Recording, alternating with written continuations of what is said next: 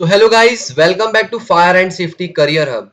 तो आज हम डिस्कस करने वाले हैं ओआईएसडी स्टैंडर्ड 116 के जून 2025 रिवाइज्ड एडिशन के मेजर चेंजेस। अगर आप रिफाइनरी, पेट्रोकेमिकल या ऑयल एंड गैस इंडस्ट्री में काम करते हो या इंटरव्यू की प्रिपरेशन कर रहे हो, तो ये वीडियो आपके लिए बहुत इंपॉर्टेंट होने वाली है। इस वीडियो में हम सिर्फ चेंजेस ही नहीं देखेंगे, बल्कि हर चेंज के पीछे का रीजन और उसका प्रैक्टिकल इंडस्ट्री इम्पैक्ट भी सिंपल लैंग्वेज में समझेंगे। सो बिना किसी डिले के लेट्स गेट स्टार्टेड। तो OISD 116 में एग्जैक्टली क्या चेंज हुआ है? पहले जो स्टैंडर्ड था वो अगस्त 2007 का फर्स्ट रिवाइज्ड एडिशन था और मेनली पेट्रोलियम रिफाइनरीज और oil and gas processing plants को कवर करता था। लेकिन जून 2025 की सेकेंड रिवाइज्ड एडिशन में इसका स्कोप काफी एक्सपैंड कर दिया गया है। अब इसमें पेट्रोकेमिकल कॉम्प्लेक्सेस भी ऑफिशियली इंक्लूड किए गए हैं। आने वाली स्लाइड्स में हम एक एक मेजर चेंजेस को डिटेल में समझेंगे और देखेंगे कि इंडस्ट्री में इसका प्रैक्टिकल इम्प्लीकेशन कैसे किया जाता है। तो अब सवाल ये आता है कि OISD 116 के रिवाइज एडिशन में पेट्रोकेमिकल कॉम्प्लेक्सेस को इंक्लूड करने की जरूरत क्या पड़ी? इसको समझने के लिए पहले ये समझना है कि पेट्रोकेमिकल कॉम्प्लेक्सेस एक्चुअली में होते क्या है। सिंपल लैंग्वेज में बोले तो पेट्रोकेमिकल कॉम्प्लेक्स एक ऐसी इंडस्ट्रियल फैसिलिटी होती है जहां क्रूड ऑयल या नेचुरल गैस से वैल्यूएबल केमिकल्स बनाया जाता है। सबसे पहले क्रूड ऑयल रिफाइनरी में प्रोसेस होता है। वहां से बेसिक केमिकल्स जैसे इथाइलिन, प्रोपाइलिन और ब्यूटीन प्रोड्यूस होता है। इन्हें केमिकल्स को आगे अलग अलग प्लांट्स में प्रोसेस किया जाता है, जिसे हम डेली बेसिस पे यूज होने वाले प्रोडक्ट्स बनाता है। जैसे HDPE प्लांट से पाइप्स, बॉटल्स और कंटेनर्स बनाता है। LLDPE प्लांट प्लास्टिक्स, बैग्स और पैकेजिंग फिल्म्स बनाता है। ब्यूटीन प्लांट सिंथेटिक रबर और डिटर्जेंट्स के लिए रॉ मटेरियल्स प्रोवाइड करता है। PET प्लांट से वाटर बॉटल्स और पॉलिस्टर फाइबर्स बनाया जाता है और PVC प्लांट से पाइप्स, केबल्स और विंडो फ्रेम्स मैन्युफैक्चरिंग होती है। मतलब जिस प्लास्टिक बॉटल से आप पानी पीते हैं, जिस चेयर पर आप अभी बैठे हैं या घर में जो PVC पाइप लगा हुआ है, इन सब की जर्नी एक पेट्रोकेमिकल कॉम्प्लेक्स से ही शुरू होती है। इसी वजह से जून 2025 के रिवाइज्ड OISD 116 स्टैंडर्ड में पेट्रोकेमिकल कॉम्प्लेक्सेस को भी इंक्लूड किया गया है, क्योंकि इन फैसिलिटीज में फायर हैजार्ड्स और प्रोसेस रिस्क ट्रेडिशनल रिफाइनरीज से काफी डिफरेंट और ज्यादा कॉम्प्लेक्स होता है। इसलिए इनके लिए डेडिकेटेड फायर प्रोटेक्शन रिक्वायरमेंट्स होना बहुत जरूरी है।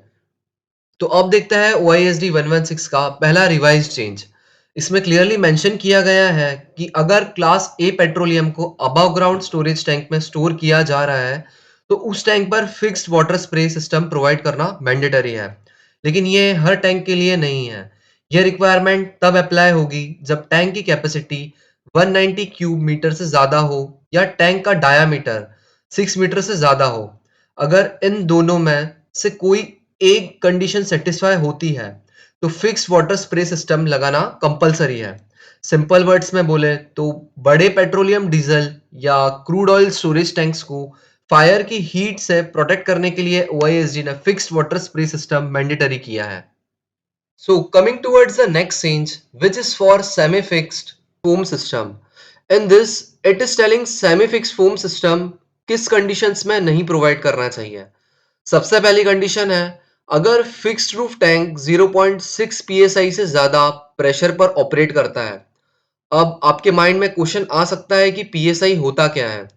PSI का फुल फॉर्म है पाउंड्स पर स्क्वायर इंच। ये प्रेशर मेजर करने की एक यूनिट है। सिंपल लैंग्वेज में समझें, जितना ज्यादा प्रेशर टैंक के अंदर होगा, उतना ज्यादा फोर्स टैंक की वॉल्स और रूफ पर लगेगा। अगर टैंक प्रेशराइज कंडीशन में है, तो semi fixed foam system effective तरीके से फोम अप्लाई नहीं कर पाता। इसलिए OISD ने कहा है कि 0.6 psi से ऊपर प्रेशर वाले फिक्स्ड रूफ टैंक्स पर यह सिस्टम प्रोवाइड नहीं किया जाएगा। सो दूसरी कंडीशन है, अगर टैंक नाइट्रोजन या किसी और इनर्ट गैस से ब्लैंकेटेड है। ब्लैंकेटिंग का मतलब होता है कि टैंक के लिक्विड के ऊपर ऑक्सीजन की जगह नाइट्रोजन गैस मेंटेन की जाती है। इसका पर्पस होता है फायर और एक्सप्लोजन का रिस्क कम करना, क्योंकि नाइट्रोजन कंबशन को सपोर्ट नहीं करता है। जब ऑलरेडी इनर्ट एटमॉस्फेयर मेंटेन किया जा रहा हो, तो सेमी फिक्स्ड फोम सिस्टम के रिक्वायरमेंट जनरली नहीं रहती। और तीसरी कंडीशन है अगर फिक्स रूफ टैंक में हाई विस्कोसिटी लिक्विड यानी बहुत गाढ़ा लिक्विड 93.3 डिग्री सेल्सियस या 200 डिग्री फ़ारेनहाइट से ज़्यादा टेम्परेचर पर स्टोर किया जा रहा है। ऐसे प्रोडक्ट्स पर फोम अच्छी तरह से स्प्रेड और स्टेबल नहीं रह पाता। इसलिए यहाँ भी semi fixed foam system recommend नहीं किया गया है। तो सिंपल वर्ड्स में याद रखिए, अगर टैंक हाई प्रेशर में है, नाइट्रोजन ब्लैंकेटेड है या high temperature high viscosity liquid store कर रहा है, तो semi fixed foam system provide नहीं किया जाएगा, क्योंकि इन कंडीशंस में ये सिस्टम इफेक्टिव नहीं होता। तो चलिए देखते हैं OISD 116 का नेक्स्ट इंपॉर्टेंट रिक्वायरमेंट, जो है automatic water spray for storage and handling of LPG, C4 and lighter ends, also hydrogen. सबसे पहले ये समझेंगे कि LPG, हाइड्रोजन और C4 products normal petroleum product से काफ़ी ज़्यादा हैजार्डस होता है। इनमें अगर लीक हो जाए और इग्निशन सोर्स मिल जाए, तो फायर या एक्सप्लोजन बहुत रैपिडली डेवलप हो सकता है। इसी वजह से OISD ने इन एरियाज के लिए automatic water spray system mandatory किया है। तो अब देखते हैं ये सिस्टम किन किन जगहों पर कंपलसरी है। तो सबसे पहला पॉइंट है LPG, C4, लाइटर एंड्स और हाइड्रोजन के pressure storage vessels. Pressure storage vessels का मतलब होता है ऐसे स्टोरेज टैंक जिसमें प्रोडक्ट एटमॉस्फेरिक प्रेशर पर नहीं बल्कि प्रेशर के अंडर स्टोरेज किया जाता है। जैसे आप यहाँ LPG बुलेट्स देख पा रहे होंगे। अगर फायर की वजह से इस वेसल का टेम्परेचर बढ़ने लगे तो प्रेशर भी इंक्रीज होगा। इसलिए automatic water spray system continuously vessel को कूल करता है और प्रेशर इंक्रीज होने से बचाता है, जिससे वेसल फेलियर का रिस्क काफी हद तक कम हो जाता है। दूसरा पॉइंट है LPG बॉटलिंग स्टेशंस, लोडिंग और अनलोडिंग गैंट्रीज, पंप्स और कंप्रेसर्स। ये वो लोकेशंस हैं जहां प्रोडक्ट कंटिन्यूसली ट्रांसफर हो रहा होता है। प्रोडक्ट मूवमेंट के टाइम लीकेज के चांसेस कंपैरेटिवली ज़्यादा होता है। इसलिए अगर फायर डिटेक्ट होती है तो ऑटोमेटिक वाटर स्प्रे सिस्टम खुद से एक्टिवेट हो जाता है और नियर बाय इक्विपमेंट को कूल करता है, जिससे फायर स्प्रेड होने का रिस्क नियरली नहीं के बराबर हो जाता है। अगला है hydrogen compressors which is associated with storage facilities. Hydrogen दुनिया की सबसे फ्लेमेबल गैसेस में से एक है। इसकी इग्निशन एनर्जी बहुत कम होती है, मतलब बहुत छोटी सी स्पार्क से भी इग्नाइट हो सकती है। इसीलिए हाइड्रोजन कंप्रेसर्स को भी ऑटोमेटिक वाटर स्प्रे सिस्टम से प्रोटेक्ट करना मैंडेटरी किया गया है एज पर द नॉर्म्स। तो अब देखते हैं नेक्स्ट रिवाइज्ड अपडेशन, जो है water spray system in process unit. ये क्लॉज स्पेशली प्रोसेस कॉलम्स की फायर प्रोटेक्शन के लिए इंट्रोड्यूस किया गया है। सबसे पहले एक क्वेश्चन है, प्रोसेस कॉलम होता क्या है? अगर आप रिफाइनरी या पेट्रोकेमिकल प्लांट देखेंगे तो जो बहुत ऊंचे ऊंचे टॉवर्स दिखते हैं उन्हें प्रोसेस कॉलम्स या डिस्टिलेशन कॉलम्स कहा जाता है। इनका यूज डिफरेंट हाइड्रोकार्बन्स को प्रोसेस और सेपरेट करने के लिए होता है। अब OISD क्या बोलता है, अगर किसी प्रोसेस कॉलम की हाइट 45 मीटर से ज्यादा है, यानी ग्राउंड लेवल से उसकी हाइट 45 मीटर क्रॉस कर रही है, तो उस कॉलम पर वाटर स्प्रे रिंग्स प्रोवाइड करना मैंडेटरी है। जैसे कि आप इस इमेज में भी देख सकते हैं, फर्स्ट वाली इमेज में वाटर स्प्रे रिंग एक सर्कुलर पाइप होती है जो कॉलम के अराउंड लगाई जाती है। इसमें मल्टीपल स्प्रे नोजल्स होता है। फायर इमरजेंसी के टाइम ये नोजल पूरे कॉलम पर वाटर स्प्रे करता है, जिससे कॉलम कंटिन्यूअसली कूल रहता है और फायर की हीट का इफेक्ट कम हो जाता है। लेकिन OISD एक अल्टरनेट ऑप्शन भी देता है, अगर वाटर स्प्रे रिंग्स प्रोवाइड करना प्रैक्टिकली पॉसिबल नहीं है तो कम से कम 2 remote operated elevated monitors install किए जा सकते हैं। यहाँ रिमोट ऑपरेटेड का मतलब है कि मॉनिटर को ऑपरेटर को पास जाकर मैन्युअली ऑपरेट नहीं करना पड़ेगा। उसे कंट्रोल रूम या सेफ लोकेशन से रिमोटली ऑपरेट किया जा सकता है। फायर के टाइम ये बहुत इंपॉर्टेंट होता है क्योंकि ऑपरेटर को हैजार्डस एरिया में एंटर नहीं करना पड़े। OISD ने ये भी स्पेसिफाई किया है कि ये दोनों मॉनिटर्स डायगनली अपोजिट साइड्स पर इंस्टॉल होने चाहिए। इसका रीजन सिंपल है, अगर फायर किसी भी साइड हो तो दोनों मॉनिटर्स मिलकर पूरे कॉलम को इफेक्टिवली कवर कर सके और कोई ब्लाइंड स्पॉट ना रहे। और अगर एलिवेटेड मॉनिटर्स भी इंस्टॉल नहीं किए जा सकते हैं तो OISD तीसरा ऑप्शन देता है, जो कि है high capacity trolley mounted monitor. ये एक मूवेबल फायर मॉनिटर होता है जिसे इमरजेंसी के टाइम रिक्वायर्ड लोकेशन पर ले जाकर ऑपरेट किया जा सकता है, लेकिन इसकी कैपेसिटी इतनी होनी चाहिए कि कॉलम के टॉप मोस्ट लीकेज पॉइंट तक वाटर जेट पहुंचा सके। तो अब बात करते हैं नेक्स्ट रिक्वायरमेंट की, जो है वाटर स्प्रिंकलर सिस्टम। तो अब OISD 116 बताता है कि किन-किन लोकेशंस पर स्प्रिंकलर सिस्टम प्रोवाइड करना मैंडेटरी है। सबसे पहले है पॉलीमर एक्सट्रूडर बिल्डिंग। यहाँ मोल्टन मेटल प्लास्टिक और हाई टेम्परेचर मशीनरीज यूज होती है, इसलिए फायर रिस्क कंपैरेटिवली हाई होता है। दूसरा है पैलेटाइजिंग बिल्डिंग, जहाँ फिनिश प्रोडक्ट्स को स्टैक और पैकेज किया जाता है। अगर यहाँ फायर लगी, तो पैकेजिंग मटेरियल्स की वजह से फायर बहुत जल्दी स्प्रेड हो सकती है। तीसरा है पॉलीमर बैगिंग बिल्डिंग और उसका वेयर हाउस। यहाँ प्लास्टिक बैग्स और पॉलीमर प्रोडक्ट स्टोर होता है जो कंबस्टिबल होता है, इसलिए इन एरियाज को स्प्रिंकलर प्रोटेक्शन देना जरूरी है। लेकिन एक इंपॉर्टेंट एक्सेप्शन भी है। अगर वेयरहाउस में वाटर रिएक्टिव या वाटर सेंसिटिव मटेरियल स्टोर किया गया है, तो स्प्रिंकलर सिस्टम प्रोवाइड नहीं किया जाएगा, क्योंकि कुछ केमिकल्स पानी के कांटेक्ट में आकर और भी डेंजरस रिएक्शन कर सकता है, जैसे हीट जनरेट करना या फ्लेमेबल गैस रिलीज करना। इसके अलावा ओएसडी ने एक नया रिक्वायरमेंट दिया है कि रिफाइनरी या पेट्रोकेमिकल कॉम्प्लेक्स के बेसमेंट, कार पार्किंग एरिया को भी स्प्रिंकलर सिस्टम से प्रोटेक्ट किया जाना चाहिए। बेसमेंट एक इनक्लोज्ड एरिया होता है जहां स्मोक और हीट जल्दी एक्यूमुलेट हो सकती है, इसलिए अर्ली फायर सप्रेशन बहुत इंपॉर्टेंट होता है। और अगर स्प्रिंकलर सिस्टम का डिजाइन करना है, जैसे कितना वाटर डिस्चार्ज होगा, कितना स्प्रिंकलर हेड्स लगेंगे और उनकी स्पेसिंग क्या होगी, तो OISD बोलता है कि नेशनल फायर प्रोटेक्शन एसोसिएशन 13 और इंडियन स्टैंडर्ड 15105 स्टैंडर्ड को रेफर किया जाना चाहिए। तो नेक्स्ट है water curtain system for naphtha and gas cracker furnaces. सबसे पहले ये समझते हैं कि क्रैकर फर्नेस होता क्या है। पेट्रोकेमिकल प्लांट्स में नेप्था या गैस को बहुत हाई टेम्परेचर पर हीट करके छोटे-छोटे मॉलिक्यूल्स में ब्रेक किया जाता है। इस प्रोसेस को क्रैकिंग कहते हैं और जो इक्विपमेंट से काम करता है उसे क्रैकर फर्नेस कहा जाता है। अब प्रॉब्लम क्या है? क्रैकर फर्नेस के आसपास प्रोसेस पाइपलाइंस में हाइड्रोकार्बन गैसेस कंटिन्यूअसली फ्लो कर रही होती है। अगर किसी पाइपलाइन या इक्विपमेंट से गैस लीक हो जाए, तो ये गैस हवा के साथ मिक्स होकर फर्नेस की तरफ जा सकती है। और हमें पता है कि फर्नेस के अंदर कंटिन्यूअसली फ्लेम जल रही होती है। अगर लीक्ड हाइड्रोकार्बन गैस फर्नेस के अंदर पहुंच गई, तो तुरंत इग्निशन हो सकता है। इससे फ्लैश फायर, एक्सप्लोजन या मेजर एक्सीडेंट होने का रिस्क बहुत ज़्यादा बढ़ जाता है। इसी रिस्क को प्रिवेंट करने के लिए OISD 116 बोलता है कि अगर प्रोसेस यूनिट में क्रैकर फर्नेस के आसपास हाइड्रोकार्बन गैसेस हैंडल हो रही है, तो वाटर कंटेन सिस्टम इंस्टॉल करना मैंडेटरी है। जैसे कि आप इसमें देख भी सकते हैं इमेजेस के अंदर जो हमने अटैच किया है। वाटर कर्टेन सिस्टम एग्जैक्टली करता क्या है? फर्नेस के अराउंड मल्टीपल नोजल्स इंस्टॉल किए जाता है।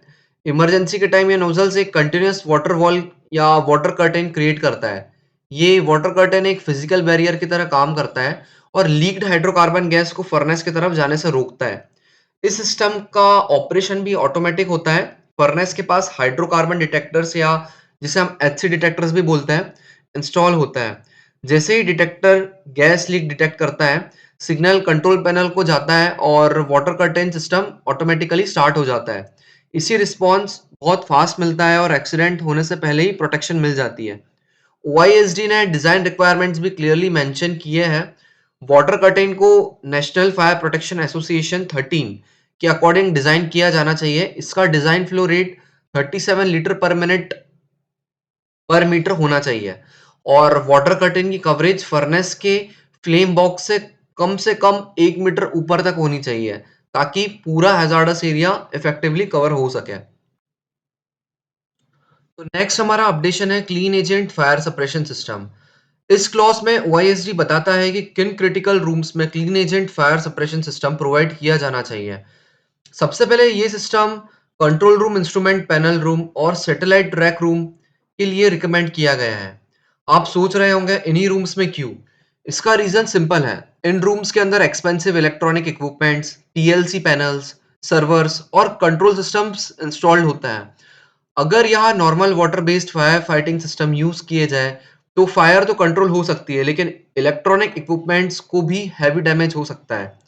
इसलिए यहाँ क्लीन एजेंट सिस्टम यानी gas based fire suppression system use किया जाता है।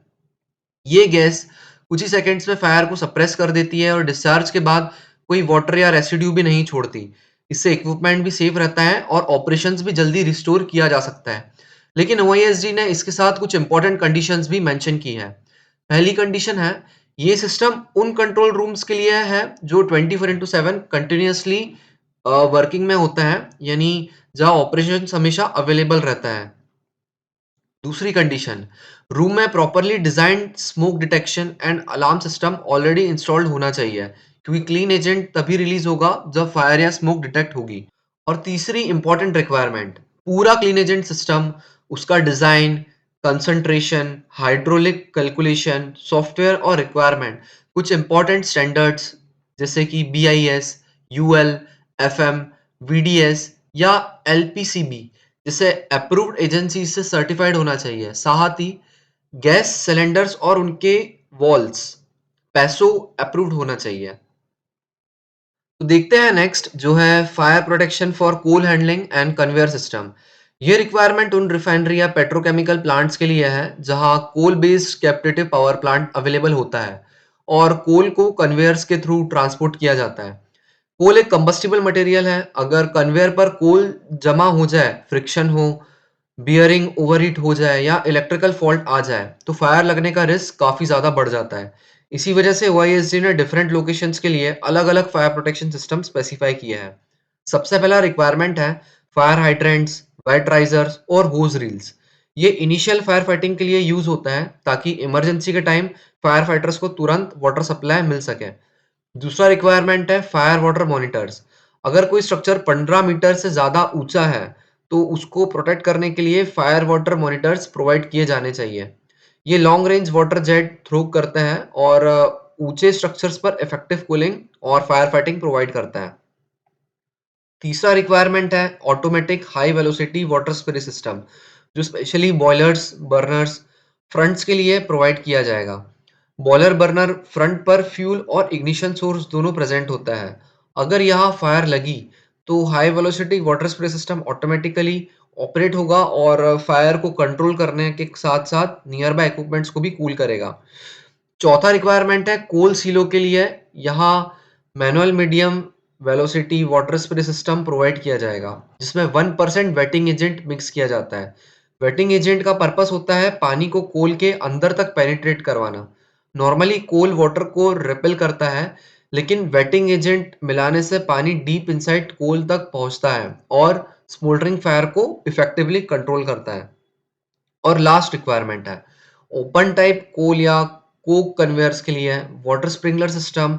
कन्वेयर बेल्ट पर कोल कंटिन्यूअसली मूव करता रहता है। अगर किसी पॉइंट पर फायर स्टार्ट हो जाए तो स्प्रिंकलर सिस्टम ऑटोमेटिकली ऑपरेट होकर उस फायर को इनिशियल स्टेज में ही कंट्रोल कर देता है और फायर को कन्वेयर के अलोंग स्प्रेड होने से रोकता है। तो अब देखते हैं नेक्स्ट क्लॉज जो है fire protection for storage and handling of flammable cryogenic liquids. सबसे पहले समझते हैं कि क्रायोजेनिक लिक्विड होता क्या है। क्रायोजेनिक लिक्विड्स वो गैसेस होती है जिन्हें बहुत ही low temperature, generally -150 degree Celsius से भी कम टेम्परेचर पर लिक्विड फॉर्म में स्टोर किया जाता है।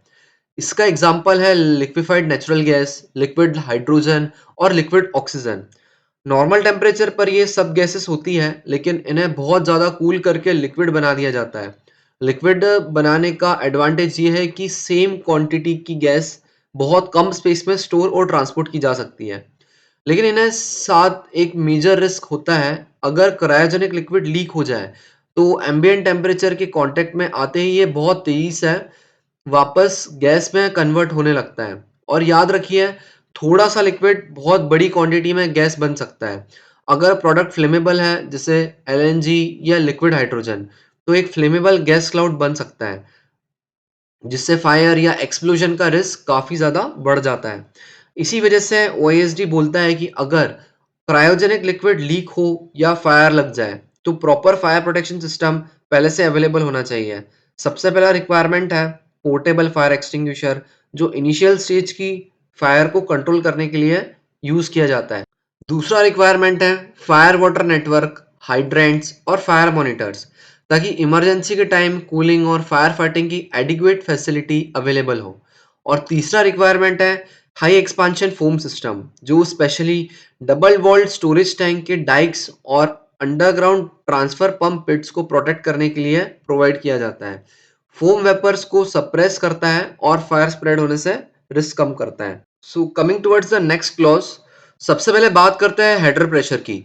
ओआईएसडी कहता है कि फायर वाटर सिस्टम में प्रेशर हमेशा मेंटेन रहना चाहिए ताकि इमरजेंसी के टाइम पानी तुरंत मिल सके।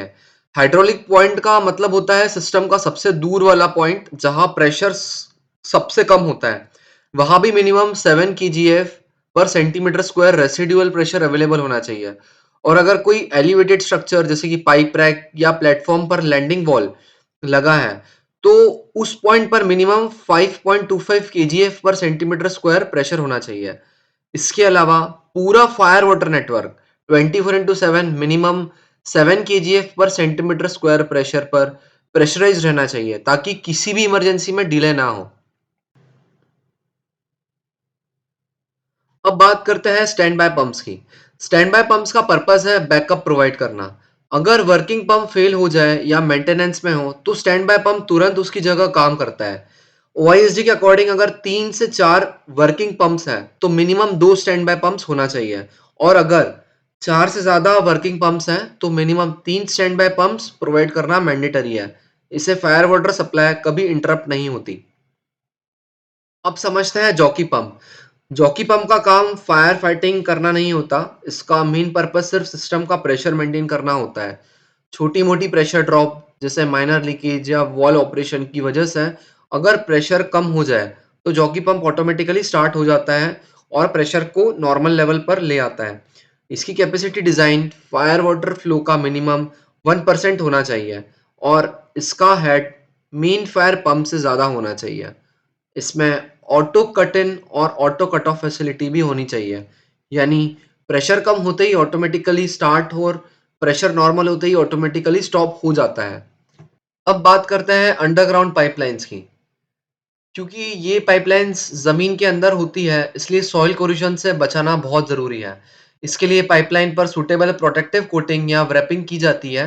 जहाँ पाइप ग्राउंड के अंदर से बाहर आता है या वापस अंदर जाता है वहाँ ये anti corrosion coating minimum 300 mm above ground level तक कंटिन्यू होनी चाहिए। और अगर पाइपलाइन कंक्रीट पेव्ड एरिया के नीचे से जा रही है तो ऊपर रिमूवेबल पेवर ब्लॉक्स प्रोवाइड किए जाने चाहिए। मतलब उसके ऊपर का जो भी हमारा टाइल्स या फिर कंक्रीट स्ट्रक्चर होता है हम उसे इजीली रिमूव कर सके और कोई भी मेंटेनेंस करना हो तो इसे इजीली मेंटेनेंस कर सके। अब बात करते हैं high volume long range water cum foam monitors की। ये monitor specially tank farm area में यूज किए जाते हैं जहां बड़े स्टोरेज टैंक्स होते हैं। इनका पर्पस होता है सेफ डिस्टेंस से बहुत ज्यादा क्वांटिटी में वाटर या फोम को लॉन्ग डिस्टेंस तक थ्रो करके टैंक फायर को कंट्रोल और एक्सटिंग्विश करना। सबसे पहला पॉइंट ओआईएसडी कहता है कि मॉनिटर्स की नंबर और कैपेसिटी ऐसी होनी चाहिए कि उन सबका combined foam application rate minimum 8.1 litres पर मिनट पर स्क्वायर मीटर 8.1 एलपीएम पर मीटर स्क्वायर हो। इसका मतलब है कि अगर एक टैंक की पूरी सरफेस पर फायर लगी है तो सभी मॉनिटर्स मिलकर इतना फोम डिस्चार्ज करें कि पूरी बर्निंग सरफेस पर रिक्वायर्ड फोम ब्लैंकेट बन सके और फायर एक्सटिंग्विश हो जाए। दूसरा पॉइंट मॉनिटर के लोकेशन बहुत इंपॉर्टेंट होती है। इन्हें इस तरह इंस्टॉल किया जाता है कि फोम अपविंड डायरेक्शन यानी हवा जिस डायरेक्शन से आ रही है उस साइड से डिस्चार्ज हो। ऐसा करने से हवा फोम को फायर की तरफ ले जाती है और फोम आसानी से टैंक के सेंटर तक पहुंचता है। तीसरा पॉइंट है डिजाइन करते वक्त विंड और दूसरे लॉसेस को भी कंसिडर किया जाता है क्योंकि हवा की वजह से कुछ फोम उड़ सकता है या टारगेट तक नहीं पहुंच सकता। इसलिए मॉनिटर की कैपेसिटी और अरेंजमेंट ऐसा रखा जाता है कि लॉसेस के बाद भी effective foam application rate 8.1 LPM पर मीटर स्क्वायर मेंटेन रहे।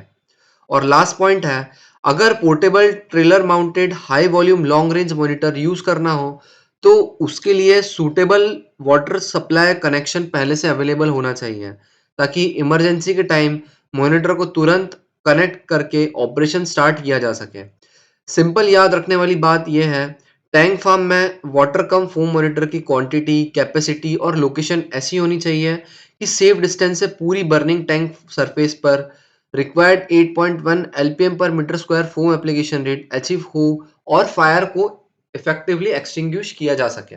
सो गाइस अभी भी कुछ पार्ट बाकी है जिसे हम नेक्स्ट वीडियो यानी पार्ट 2 में डिटेल में कवर करेंगे। अगर आपको ये वीडियो यूजफुल लगी हो तो वीडियो को लाइक ज़रूर करें, अपने फ्रेंड्स और कलीग्स के साथ शेयर करें। और अगर आप फायर एंड सेफ्टी से रिलेटेड ऐसे ही वैल्यूएबल कंटेंट देखना चाहता है तो चैनल को सब्सक्राइब करें, बेल आइकॉन प्रेस करना मत भूलिएगा। अगर कोई डाउट या सजेशन हो तो कमेंट सेक्शन में ज़रूर बताइए। तब तक के लिए thanks for watching. Stay safe, stay updated. जय हिंद।